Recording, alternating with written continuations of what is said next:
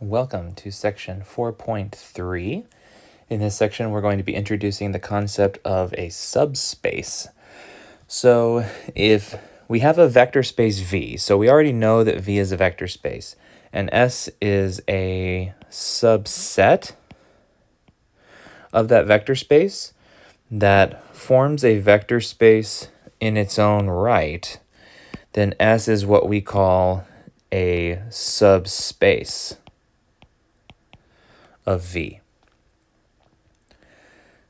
So again, if V is already a vector space and we have some subset of elements within V, and those elements form their own vector space, so they satisfy all 10 axioms by themselves, then S is called a subspace of the vector space V. So basically we have, our vector space V, and then within that vector space, we have our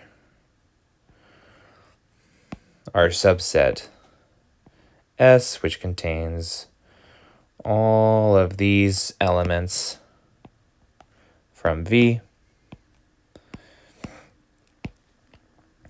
If all 10 of those vector space axioms hold for S, then it is a subspace of the vector space V.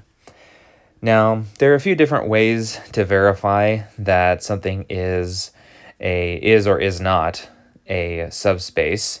One way that we can show fairly quickly that something is not a subspace is by using what we call the zero vector check. If you recall, one of the properties we saw last time, the zero vector for a vector space is unique, which means that there is only one in this entire vector space V. There is only one zero vector in the whole thing. So if the zero vector is not in S, then S is not a subspace of V. So again, there's only one in this whole vector space, and it could be out here. If it's out here, then that means that S has no zero vector, which means that it cannot possibly be a vector space, because a vector space must have a zero vector. So what we're looking to see is if the zero vector lies within S and also within V. So that's a very quick test to the opposite conclusion. So if we want to show quickly that S is not a subspace, we can check to see if the zero vector is not in S. Now, we have an example of that right here. So, for example, if we have the vector space M2 of R, and S is the subset of all 2x2 matrices with the form A10B, with A and B being real numbers, we know that the zero vector, so that 2x2 zero matrix, is not an element of S, right? Because we saw an example like this last time, that 1 precludes us from having a 0 in the 1-2 component. So the zero vector cannot be in this subset. So S is not a subspace of V. So the zero vector check can be a nice quick way to show that a subset is not a subspace. But just because the subset does contain the zero vector like this does not guarantee that it is a vector space. That is just one of the 10 axioms. Now, S, the subset, will inherit most of the vector space axioms.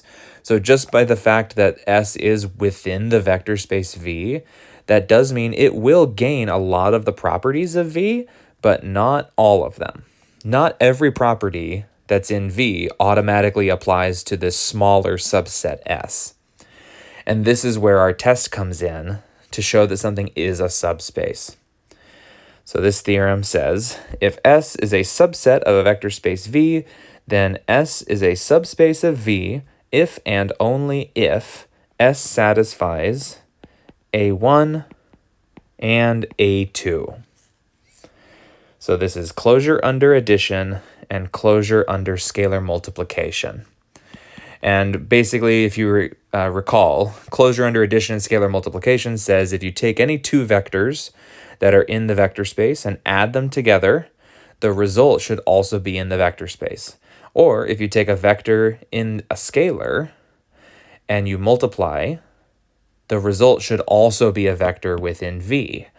So what this is saying is if you take elements within S and add them together, the result should still be within S. Okay. So if we have that hold for A1, and then if you take a vector from S and multiply it by a scalar, the result should still be within S, and that would imply that A2 holds. A1 and A2 are the key factors here. If these two hold, that means S is a subspace of V. No further testing necessary. We don't need to check all 10 axioms, because if these two hold, we can be guaranteed by this theorem that all the others will hold as well. And again, because a lot of them are inherited from V, but A1 and A2 are not. Okay, so we need to check A1 and A2, which makes finding subspaces a little bit easier.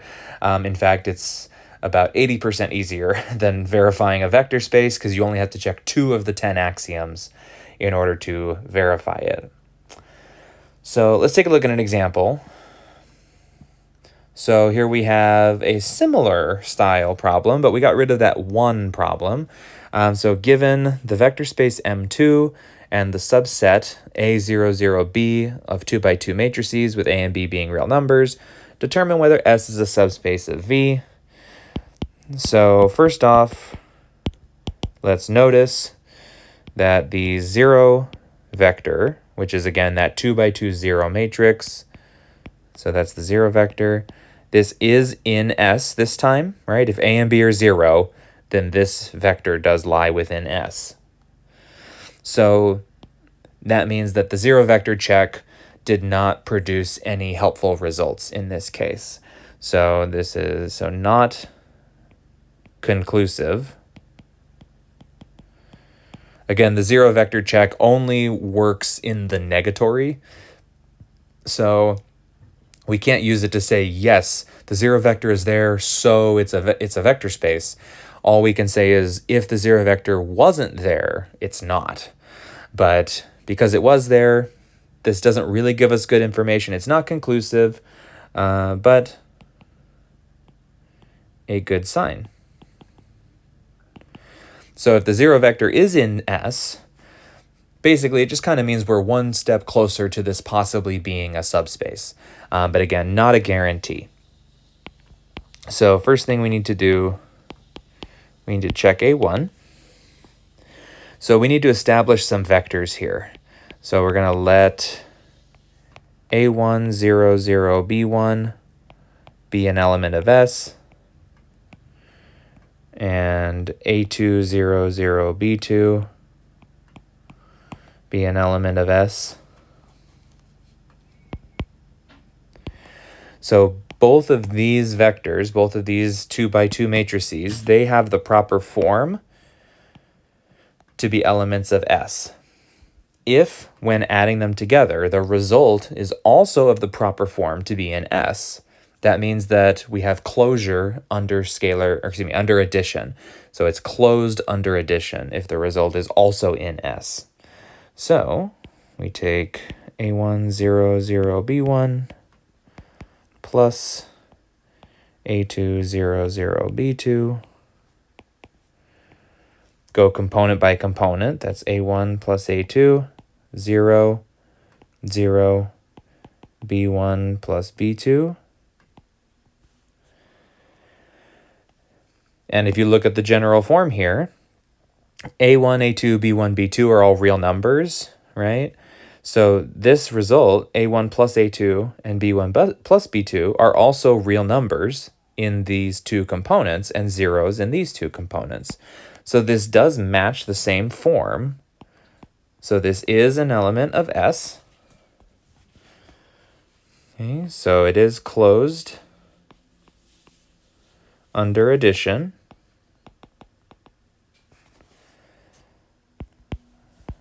And then if we check A2,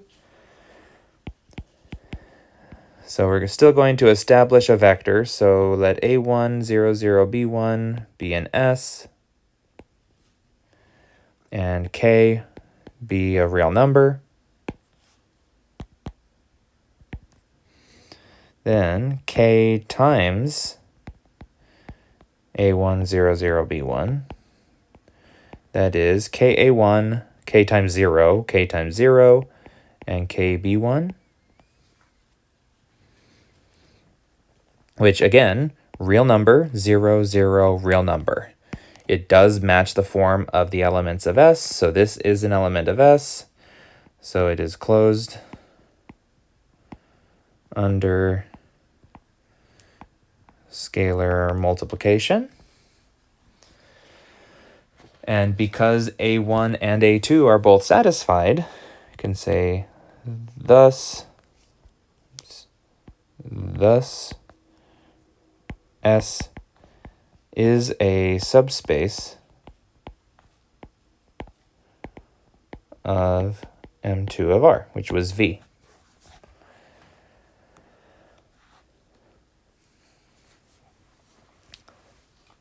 So we do have a subspace here, a vector space in and of its own right that falls within the confines of all 2x2 matrices, M2.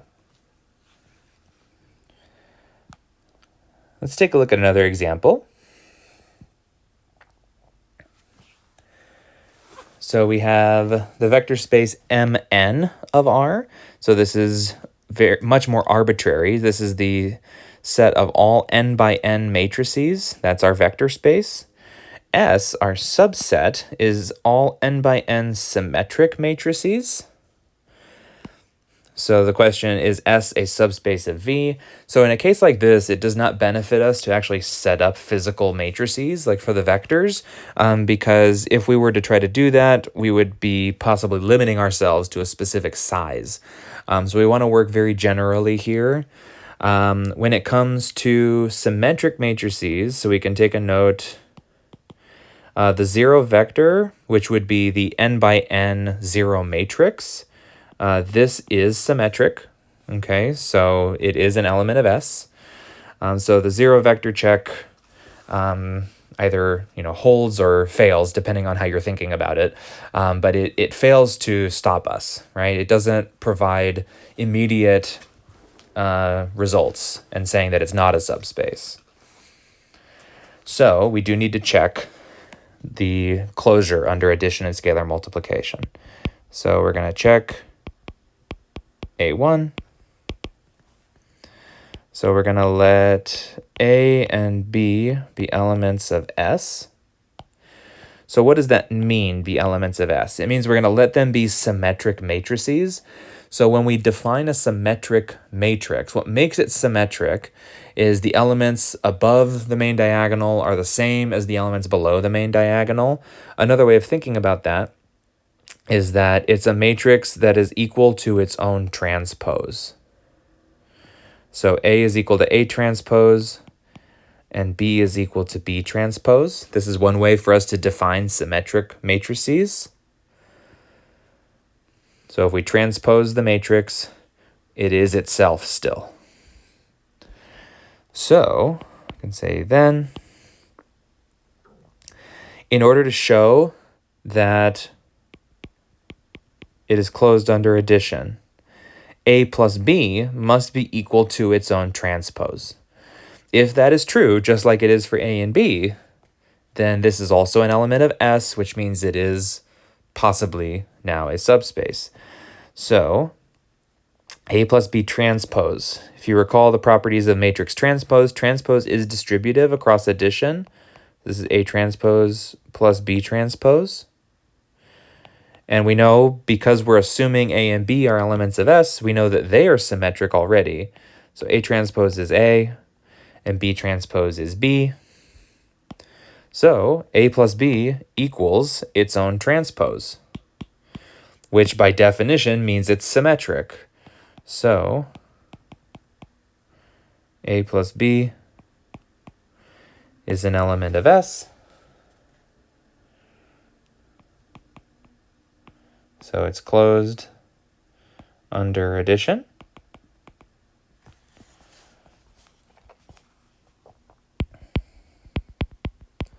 And we'll check A2. So let A be an element of S, so again, a symmetric matrix. And K will be a real number. Then we need to show that Ka transpose is equal to K times A. Now, another property of the transpose, scalars can get moved in and out of transposes, so that is a property we're allowed to take advantage of. So this is K times A transpose. And we know that A is symmetric, so A transpose is just A. So we get K times A. So K times A equals the transpose of K times A, which is exactly the definition of symmetric matrix. So Ka is an element of S. So we are closed under scalar multiplication. Since A1 and A2 are both satisfied, we can say thus S is a subspace of V.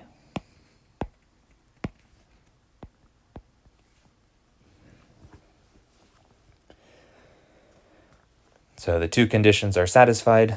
We do have a subspace. Now, the next thing that we're going to look at here, we are going to do a little bit of subspace work with this, but this topic is one that's actually going to stick with us for quite a while throughout the course. So let A be an M by N matrix, so not necessarily a square matrix. Then X, which is an element of R sub N, R dimensional N. So the n-dimensional matrix. What am I saying? So X is an n-dimensional vector such that A times this vector X equals the 0 vector. This vector X is called the null space of A. So the null space of A is this vector X, this n-dimensional vector X, such that A times X equals 0. This is the solution to the given homogeneous, or homogeneous if you prefer, linear system. So this is what we call a homogeneous linear system. So remember, A is the matrix of coefficients, X is the vector with all of the solutions in it. So, like x1, x2, x3, something like that. If that system is equal to all zeros, it is what we call a homogeneous linear system. The solution set to that system, so the x1, x2, x3, etc., which is this, that solution set is called the null space of A. Okay, the null space of A. And again, we are going to be using the null space quite a bit throughout the semester, throughout our linear algebra work. So let's take a look at this claim right here. The claim is that the null space of A is actually a subspace of Rn. So this n-dimensional vector space. So in order to verify that the null space is a subspace of Rn, we need to establish some vectors. So let x1 be an element of the null space of A, and x2 be an element of the null space of A. Now, what does that mean to be an element of the null space? That means this x1 and x2 vector are solutions to a system that looks like this. So, in other words, ax1 equals 0 and ax2 equals 0. That's what it means for x1 and x2 to be in the null space. Then we want to show that A times x1 plus x2 is also equal to 0, because that's what it would mean for x1 plus x2 to be in the null space, right? If A times this new solution set is 0, then that means that we have what we need. Well, matrices can multiply to vectors. We can distribute across addition as long as we don't change the side of the multiplication, so as long as it stays on the left in every term. So this is ax1 plus ax2. But we know, since x1 is in the null space, ax1 is 0, and ax2, because x2 is in the null space, is also 0. So this is 0 plus 0, which of course is 0. So x1 plus x2 also satisfies this same condition that is required to be in the null space, which means that it is an element. So x1 plus x2 is in the null space of A. So we do have closure under addition. For scalar multiplication, we'll work similarly. So let x1 be in the null space of A, and k be a real number. Then we need to show that A times kx1 is also in the null space. So luckily, we know that the k, this scalar, can move anywhere it wants in this multiplication, in this product. So we can move the k to the front. So this is k times ax1. And ax1, of course, because x1 is in the null space, this is the 0 vector. So this is k times the 0 vector. And we saw a property last time. Any scalar times the 0 vector is the 0 vector. So kx1 produces a 0 as well, meaning that it is also in the null space. So kx1 is an element of the null space of A. Thus, the null space of A is a subspace of Rn. So when you consider all n-dimensional vectors, like the traditional definition of a vector, like you think of in Calc 3, with the components 1, 2, 3, yada, yada, yada, up to n.